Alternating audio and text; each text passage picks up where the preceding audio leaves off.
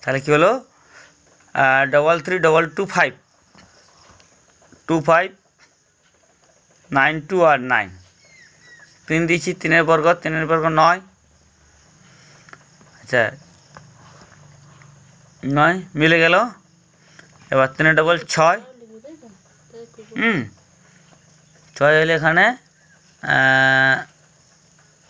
92, তাহলে একে দাও 61, 61কে 61 বিয়োগ দাও 1 3, এবার যে 2 5কে নামিয়ে দাও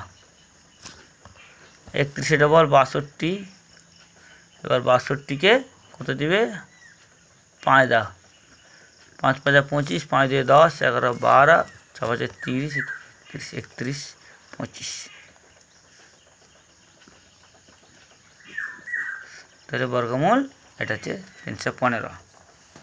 বর্গমূল সবসময় মনে রাখবে 1 বর্গ 1, 2 বর্গ 4, 3 বর্গ 9, 4 বর্গ 16,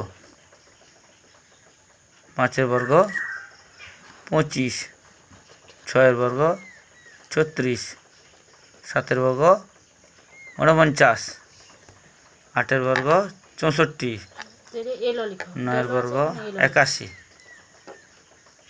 10 বর্গ 100, 11 বর্গ 121, 12 বর্গ 144। এইভাবে মনে রাখতে হবে সংখ্যাগুলো।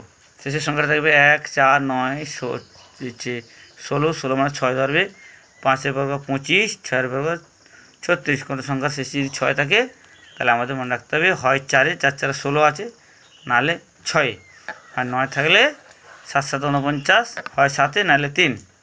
আচ্ছা 8 থাকলে 64, 64 থাকলে হয় তোমরা থাকবে 8, নাহলে 2, 2 বর্গ 4, আর 81 একটাই সংখ্যা 9, 9 81। ঠিক আছে, এইভাবে বর্গমূলটা প্র্যাকটিস করো।